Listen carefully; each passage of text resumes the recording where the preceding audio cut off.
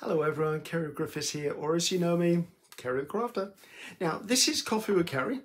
If you've not had a Coffee with Ceri before, basically it's where I sit down, I choose a subject, or someone asks me a question and I feel like putting it into a video, which this one is going to be, and I raise a subject basically to start a conversation, to maybe spark interest in something, maybe bring something to your mind that maybe you've not thought of before.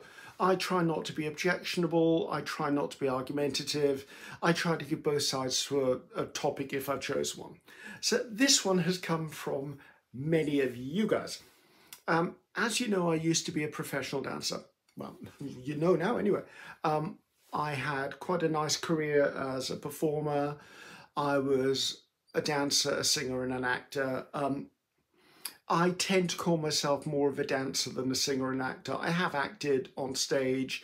I have had leads in plays. I have sung. I'm not the greatest vocalist in the world. I think of myself more of a chorus singer than an upfront singer. But again, I have had songs in shows. But I'm the one in the wing throwing up before I go on because nerves would get absolutely the most of me before I started singing.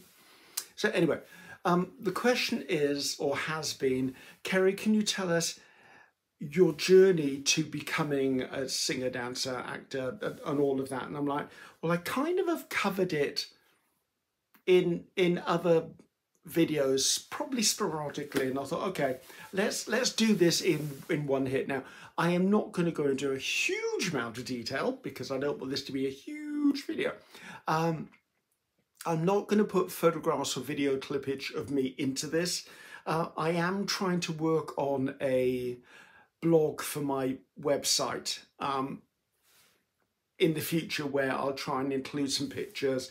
One of my friends is actually going through their attic at the moment trying to find pictures from their performing days, and I'm in some of those, so I'm kind of holding back until that happens. Until I get them, to be honest, because I don't have a lot of photographs of me on stage. I've got a few, but not a lot. Anyway, so let's go back to where it all began. Okay, when I left school at 17, the first job I got was basically I worked in the museum cafeteria and I would be the guy who was doing all the cooking of all the breakfasts and things, because I could cook. So I was, probably call me a fry cook, maybe a fry cook is what it should be. And after a while, I left that and went to a 5-star hotel and started training as a chef there. I struggled quite a bit working in a big hotel because I'm not very good at blood. And part of the job was butchery, basically. That a carcass would come in and you'd have to cut it up to be served. I mean, I'm not that sort of person. And I had quite a hard time. And I had a really good head chef at the time. And he basically will put me with the pastry chef all the time because I had a flair for making things pretty, beautiful, desirably edible. Funny because that's a career oriented. Anyway, so he said, look, after I've been there for probably about 9 months, he said, Ceri, that this world isn't for you. We need to find you something different.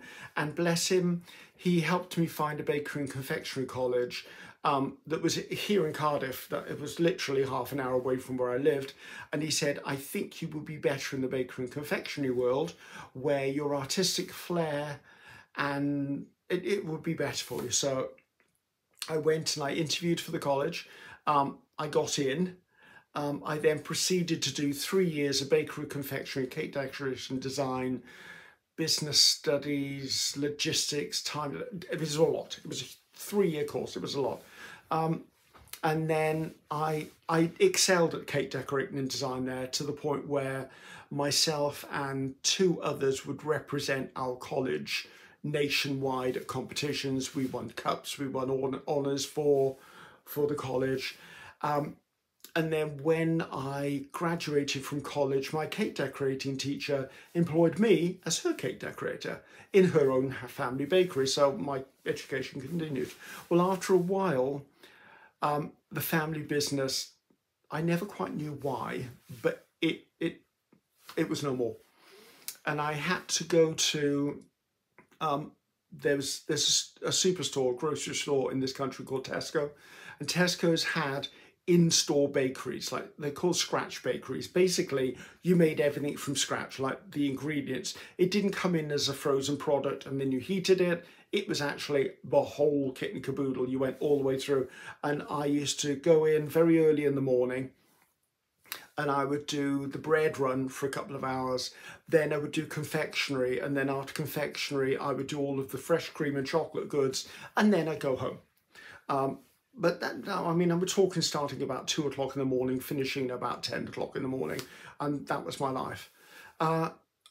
However, I started to have breathing issues when I was working in the bigger bakery, and I kind of thought it might have been just my asthma, because I was a chronic asthmatic till I was about 7 years old, and I thought maybe the little bit of damage I'd done to my lungs with that, maybe that was breathing. But it tended to get worse and worse and worse, and eventually they sent me to a doctor, they sent me to a hospital, and it turned out that I had the start of something called pneumococcis of the lungs, which is like, you might know it as coal miner's disease. Basically, the bran from the flour was settling on my lungs, as in coal dust would settle on a coal miner's lungs, and it was giving me respiratory problems. So not good news after I'd invested all that time and effort in becoming who I was. Oh, excuse me.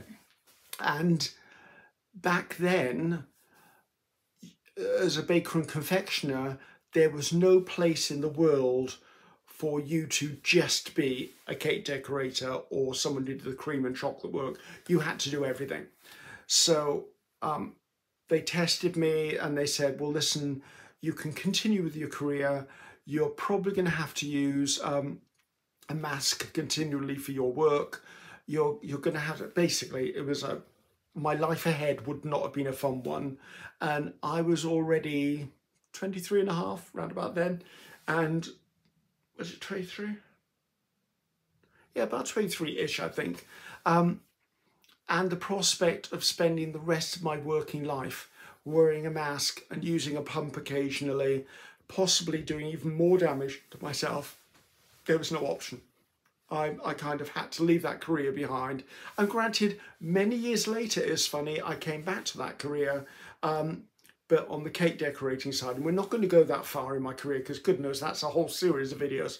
However, know that there is a happy ending to losing that later on in my life, when I retired from performing, I was able to return to that career in a different way. So anyway, so the doctor said, okay, you need to give up your job then if you're not going to do that, and you need to find a way of retaining and strengthening the lung capacity you've got, and also a form of exercise will help you get as much back out of you as you possibly can when you still can. I had lost a slight bit of lung capacity, but not a huge amount. And they said they recommended swimming, and I'm like, that entails water, I'm not going to swimming. And yeah, I know it sounds a bit odd. I don't mind swimming, but swimming will be in a pool and I can't stand chlorine. It makes me gag. It's like the smell of bleach. I can't be around the thing. So anyway, I was trying to find a way of doing exercise that I would find enjoyable at the same time as trying to find a new career and find my way forward. So I was a bit mentally messed up, and I needed something. Now, all the way through my school years, I'd been part of like the Amdram Club. So I'd done the musical they did once a year at Christmas. I was always part of that. So I was part of that. So theatre was sort of kind of something that was in my gene pool, should we say. And about 10 minutes walk away from where I live now. Yeah, it was where I live now. Something called the Rubicon Dance Centre opened up, and it was the dance centre, clue in the name. And basically they ran all different classes there. And I thought, you know what? I like class. I like dancing, because I used to go, back in the day, I used to disco dance because that's what we did. So I went along and signed up for a couple of jazz classes, because I went, I don't know what it is, but I'm sure it's moving, I can do it. So I started doing that and really was enjoying them. I would go 2 or 3 times a week, really enjoyed it. And one day, I must have been there like a couple of months anyway, one day I was approached by one of the teachers there who had a friend who ran a youth dance company. And they said, listen, there's a lack of male dancers out there. We could really do with a male dancer. Would you be interested? And I went, well, am I not a bit old to be part of a youth team? And they said, yes. Sorry. Oh, something stuck in my throat today. They said, yes. However, when the youth company goes to festivals, an exception is made for the male dancers because there are so few of them. I went, okay, let's see how this pans out. I said, I've only been dancing a couple of months. I don't know what I'm doing. They said, that's fine. Come to us. So basically they would meet twice a week and they would do a class, then they'd follow by choreography just to get you all mixed in. So I became part of this youth group and I absolutely loved it. We would go off and do festivals, or we'd do shows, or some of the people working with that youth group were actually choreographers. So there were a couple of times that I was actually asked to go up to North Wales, and I was on, oh, I can't remember the name of it now. It was the Welsh version of Top of the Pops, basically. So when you saw the dancers in the background with the singer in the front, I was one of those dancers in the background. Yeah, that's scary. On a Welsh channel, which I didn't understand what they were saying, but that's fine. Not my problem. I didn't have to sing, I didn't have to speak. So I really got into this and I really loved this. So it was turning about July time, I think it was. And I went to the person who owned and ran the Rubicon Centre. And I sat down and said to her, listen, I'm really loving what I'm doing. Granted, I'm about 24 and a half, something like that. I said, is there any chance whatsoever I can make a career out of this? She looked me square in the eyes and said, you're too old and you haven't got what it takes. Don't ever say that to me. Saying no to me is like waving a red flag at a bull. I went, okay, thank you. I immediately went home, did my research, lined up 3 auditions. Now, back in the day, it was a paper application, so I had to send a headshot, which is a photograph. Basically, I took a picture of myself in the garden and had it blown up to be the correct size. And you had to fill out an application form, and I sent that off to 3 of the top dance schools in London. And within a week, I had an invitation to go up for auditions for those schools, which I was like, oh my God, am I really doing this? So I went up there. Luckily enough, 2 of the auditions were on the same day in London, and another one was a week later. So I did the 2 in the one day. I said that was damned exhausting. And then I went back and did the other one. And then by the end of the month, I had actually got into 2 of the top 3 schools in London. And I was like, oh, this is becoming real now. So I got into the Laban Centre. A Laban Centre was a contemporary stroke ballet, modern type of dance school with a core of education in dance history. And the other one I got into was The Place. The Place was more a Graham contemporary based school, because I thought contemporary was what I needed. If I'd have listened to my gut, I would have known as musical theatre, but there you go. So anyway, I went up there and I started my 3-year course with them, which was a big move at my age. It turned out I was as old as some of the tutors, let's put it that way. But again, because I was a male dancer, and because we're talking 1975, not a lot of male dancers around then. There was this whole thing about, oh, male dancers have got to be gay and all that. Whereas now, male dancers and female dancers, oh, they're a total athlete. So the mindset hasn't changed yet. So anyway, went up, started my training. It was tough. It was tough. I was in ballet class from 7:30 in the morning. I'd be working all the way through till 6 o'clock at night. That would be 5 days a week. I'd then have a weekend job to help pay for my fees and my food and my accommodation. I spent the first year sleeping on the floor behind someone's couch because I couldn't afford to go and rent somewhere. So, but that's fun. I had friends. Everyone put up with me. Bless them for that. But I was struggling. It was become very plain to myself, if not to the tutors, that I didn't quite fit the pigeonhole they wanted me to be part of, which was the world of ballet and contemporary. I liked ballet. I absolutely loved ballet, but I didn't have the flexibility. I mean, I had flexibility, but not the flexibility you needed for dance. Also, when you're a ballet dancer, it's all about your feet pointing beautifully. Mine didn't point beautifully. I worked really hard on getting them to point the best I could, and they were fine, but I would never have been hired as a ballet person. And at my age, I wouldn't have been hired anyway, and that became apparent as well. So I then went into my second year at the Laban, and it was become more and more of a struggle. And obviously the tutors knew.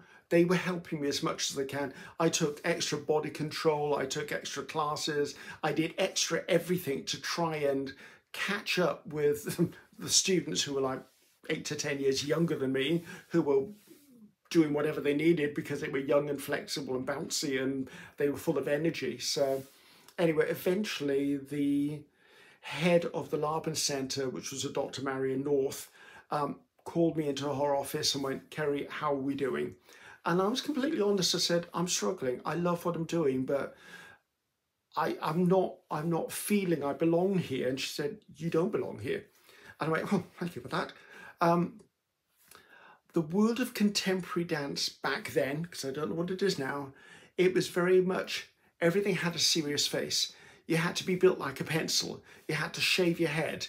You had to, every gesture and every meaning had to be serious, and every movement had to carry a message. And I'm Jazz Hands Ceri. And every performance I did, and we performed a lot, every performance I did, I'd always get the note of, "Stop smiling. Will you stop smiling?" Because of course I'm on stage, I'm like, "Yay, let's do this, let's dance, let's be fabulous." And they were like, "Stop smiling." I'm like, "Oh, okay." So it was getting to me a bit.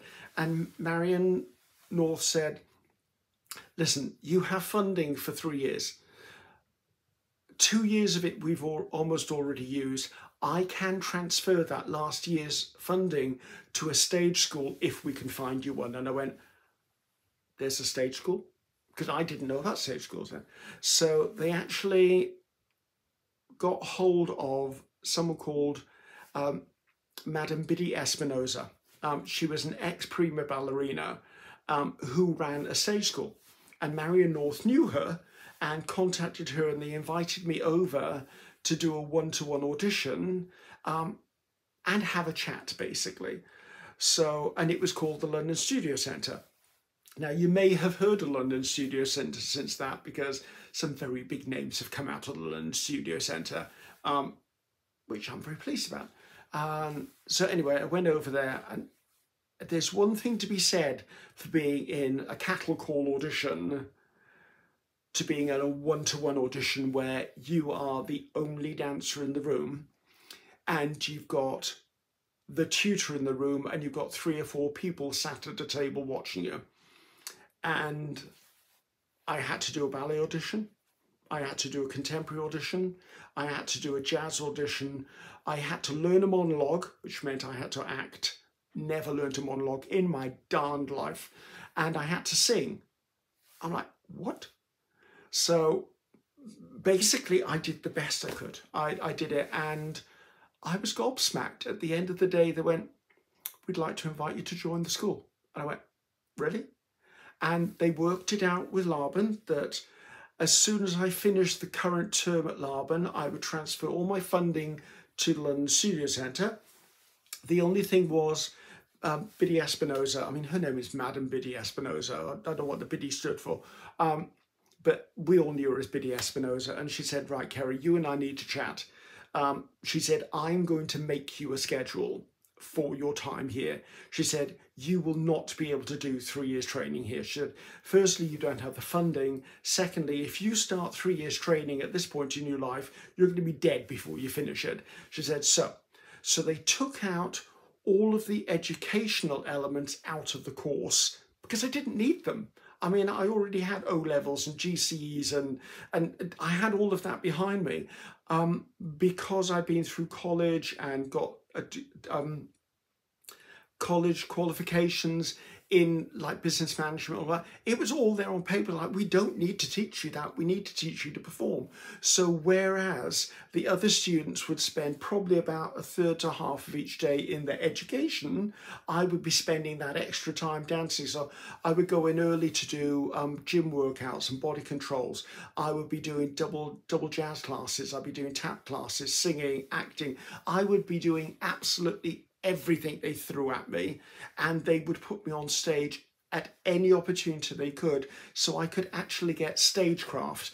I would understand what it's like to be backstage, what it's like to be on stage, what the wings are called, what lighting rigs are, what everything to do with it, from dealing with sound calls to lighting calls to learning scripts. And I was pummeled with this information, and I bloody loved it. It got to the point where I was coming to the end of my first year there, and I already had an agent, and my agent got me my very first job, which, well, I'm going to go into that. We'll talk about that another time. But I'd already done some TV advertisements. I'd had a part in a small movie. So I've been doing stuff all the way along just to build up my skills. And my agent, who'd signed me on, actually said, I've got a 3-month contract in Japan. Would you be interested in going up for it? And I went, yes, why not?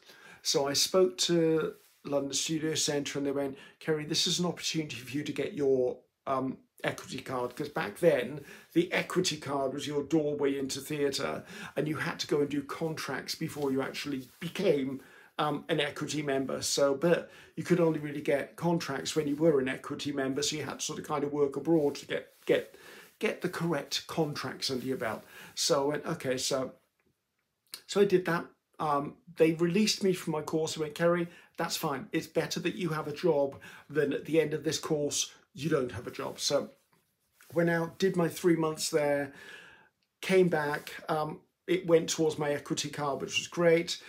Because I had kind of a provisional equity thing on the go, I was able to get the odd things like, I did some British tours, I did Seaside, I did Panto, I did extra work, stuff like that. And then one day, and I'd fired my agent by then, because the contract he sent me to in Japan, when I finished the contract, I came back and went, I'm quitting you, because he'd sent me on a very dodgy contract with a very dodgy company, which was not a good scenario. But never mind, I survived, I lived, I learned. There are horror stories that everyone's got in their back pocket from being in the theatre world.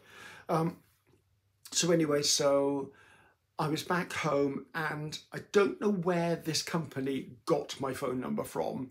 Someone must have recommended me somewhere along the line that I worked with. My phone went, and the voice on the other end of the phone said, hello, can I speak to Ceri Griffiths? And I went, yes, you're speaking to him. Said, Ceri, I'm a representative from Carnival Cruise Lines here in Miami. One of our dancers has got injured.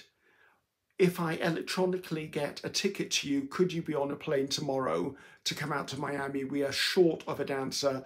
We have a contract starting in 2 weeks. They're already in rehearsals. I need a dancer as soon as possible. Guess what? I said yes.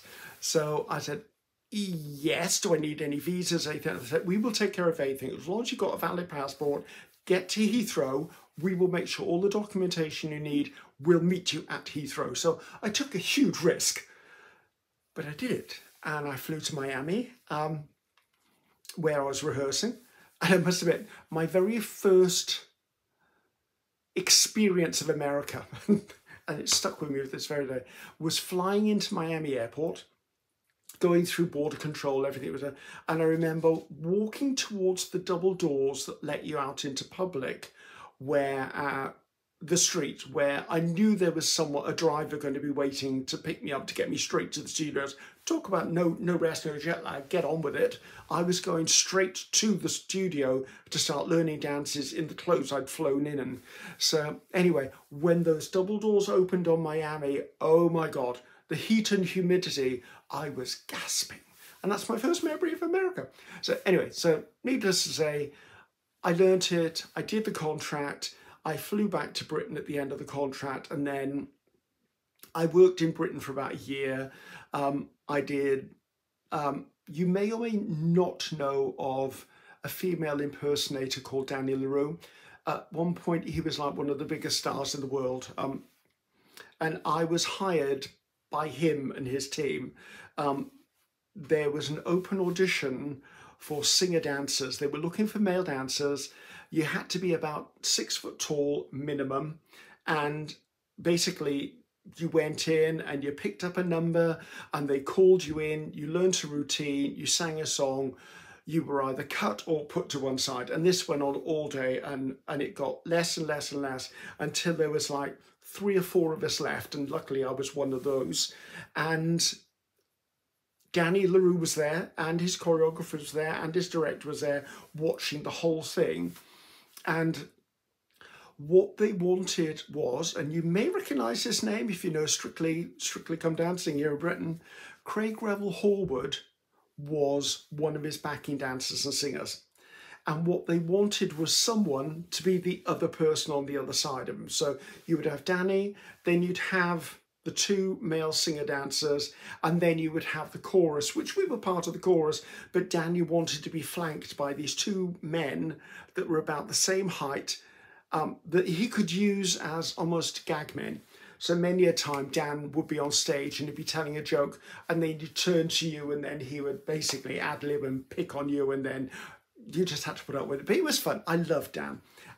So anyway, so Craig Revel Horwood was there as well, and Craig was dancing the routine so they could see how we could mirror each other. Little to know Craig was going to become who Craig was, and little did Craig know I was going to become who I was. So anyway, we got through all of the auditions, and it got down to the last 2, myself and one other guy. And we had to sing. That was the last thing we had to do. And the song I'd prepared was Luck Be a Lady Tonight from Guys and Dolls.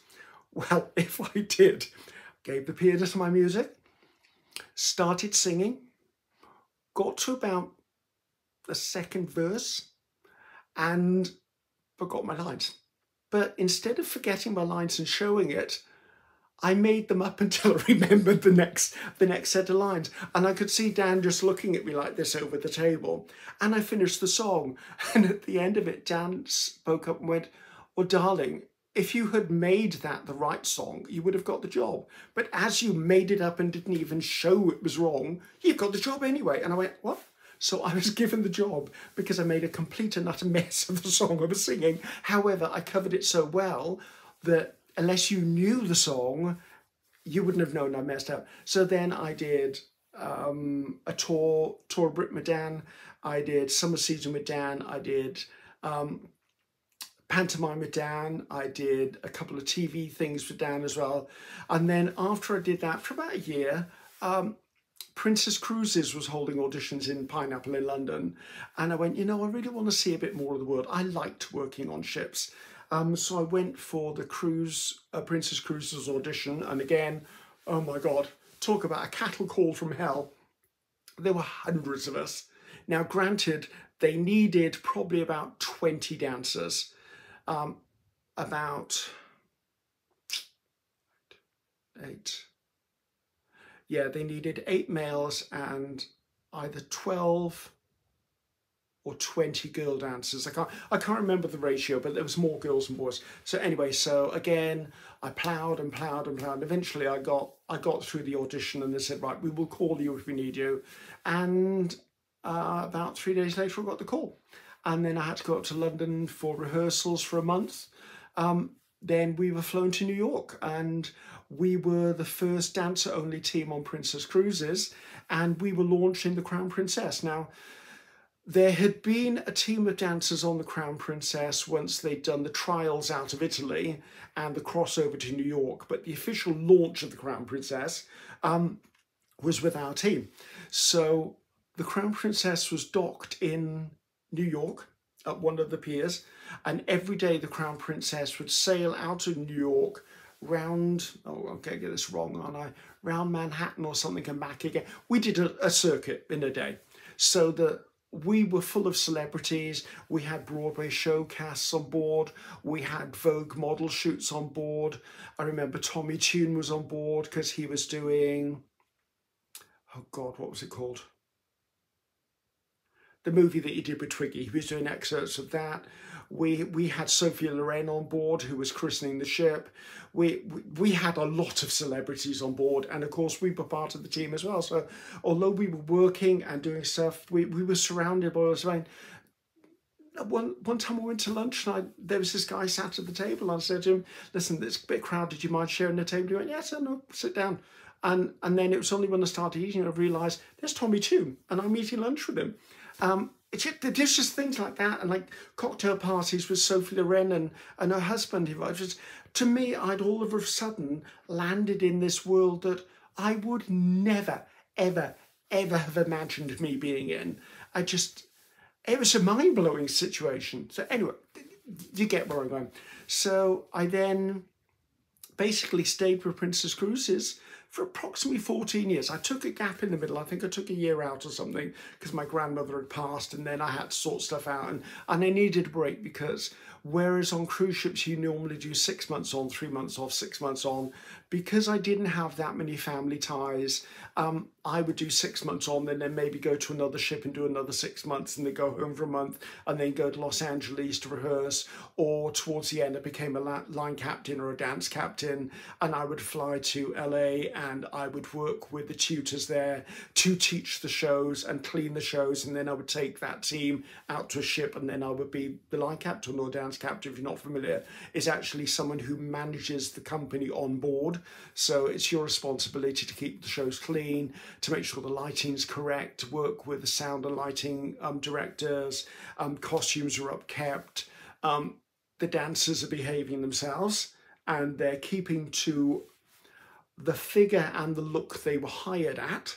Lots of stuff like that. So anyway, so I did that until I was almost 44 years old. And when you reckon at the end, I think I was like 2 months off being 44 years old, and I was dancing with teams who were potentially 20 years younger than me, and we were doing 2 shows a night, 5 nights a week, and each day was a different show, and learning new shows. And I was cleaning shows, cleaning meaning looking at choreography, correcting where people had put their own style or spin on it, and and someone would clean me as well, because God knows I would get it wrong as well. So it came to the point I suddenly looked at what I was doing and I went, you know what?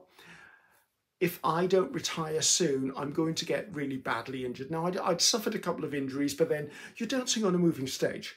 And sometimes you're in tap shoes, which got metal soles on them, on a polished wooden floor, on a moving ship. Believe me, accidents happen. There were dancers who had broken ankles, they'd broken wrists, broken arms. There were accidents, not a lot of them, but it was a natural course. I mean, you look at Broadway or the West End, people get injured. You want the spectacle that is a big show, then you've got moving parts, you've got rotating stages, you've got flies, you've got lighting rigs, there's a lot of room for accidents, basically.